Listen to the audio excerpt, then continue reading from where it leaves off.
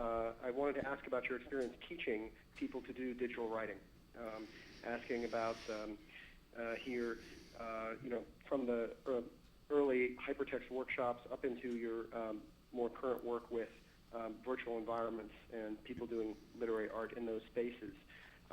You wrote a great piece about your experiences with that hypertext writing workshop at Brown.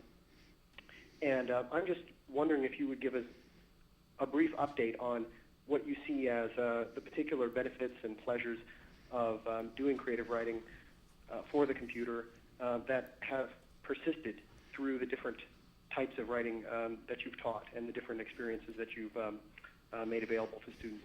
Nick, will you stay on the line while he answers? Certainly. Okay. Yeah, okay.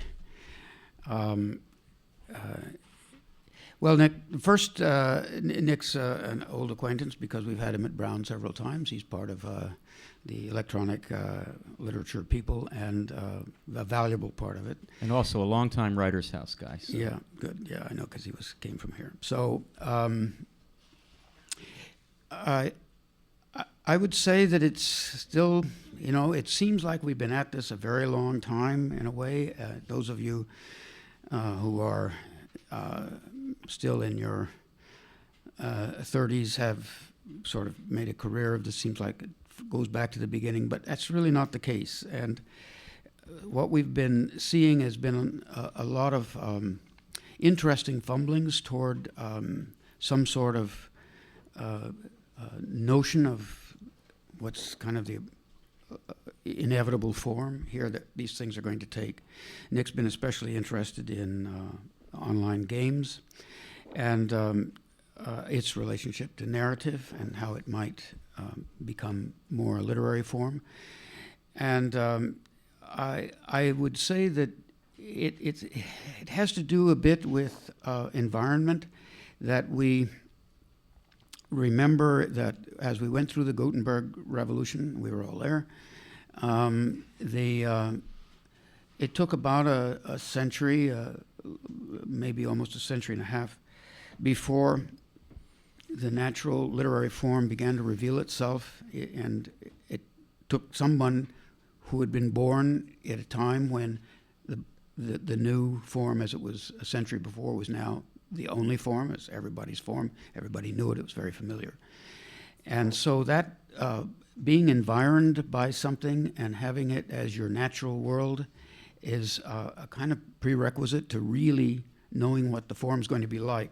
So you and all of the rest of us of this generation and the previous one and probably the one coming up have all the disadvantage that we don't have this as our environment. We have it as something we've learned and are experimenting with. We still are thought of as being at the outer edge of any literary activity.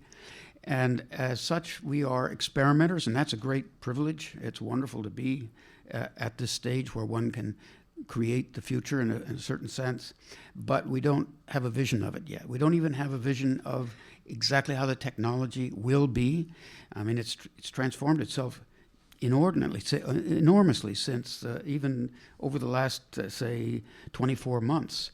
We have moved very rapidly toward this universal communication thing, and I know I've got an experiment. Somebody at Brown now is going to be working on to reach the remoter areas, an experiment using text messaging as a literary device, and interactive literary device, reaching people who do not have access to computers but do have cell phones. Exactly. So this change, this constant updating of the technology itself. Right now, the cave where I work is immersive virtual reality chamber, where writers are writing stuff for it, and in it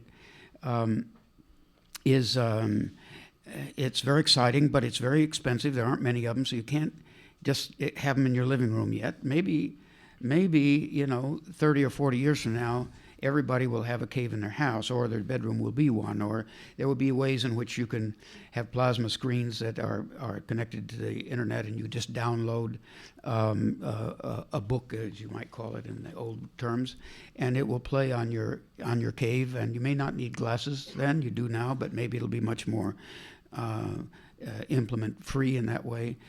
But we can't see that right now. You would have to say that there's not much hope for these immersive 3D experiences. The tendency will be something more like IMAX, the 3D that you can face and be very exciting, but you can't get in it. So if I were to say, yes, we're headed toward immersive 3D because this is the really exciting thing, I can't see the technology yet that's going to deliver that to the world at large. But it may be there. Maybe we may, in fact, be on the cusp of it. Nick, can I ask you a question? You still there? Yes. Yeah. Quickly, do you you young guys, your generation of electronic writing digital heads, are you looking for coherence? Are you looking for vision? Are you looking for a program? Or are you okay just to see how things evolve rapidly and you'll just adapt? And Jim Carpenter's here nodding at that latter point of view. Yeah, I mean, in my own way, I'm just as much on the quest for impracticality, I think, as Bob is here in getting into these. He has the facility of this cave environment that he can have students work in. I have them play and write obsolete text adventure games that are no longer even recognizable as computer programs.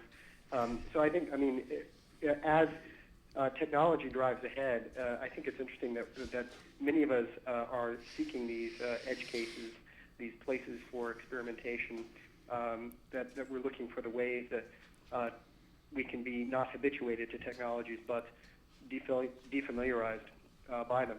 Well said, Nick. And while within your hearing, I just want to assert something, and then we'll move on to another topic, if that's what people want to do here. I would just like to assert that the students and I read Robert Coover's in the codex, printed on paper books, many of them, for the last 5 weeks. We immersed ourselves in that 3D, like the projectionists and so forth.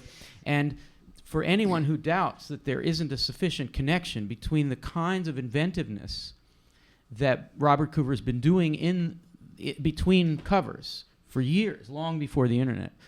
Anybody who doubts the connection between that and what Nick's doing and what Bob himself is doing at Brown for his students and with his students isn't really thinking about this well. The meta-narrative quality, the projectionists' movement through texts and images, all that stuff is same rather than different. And so there is a coherent project going on, and it started in the 1960s when Robert Coover, in his mode, was so that all this makes sense. Even though Robert Coover is not publishing electronically, he is I was going to say grandfather, I'm going to say father of so much of what Nick and his colleagues are doing. Thank you for calling, Nick. Thanks very much.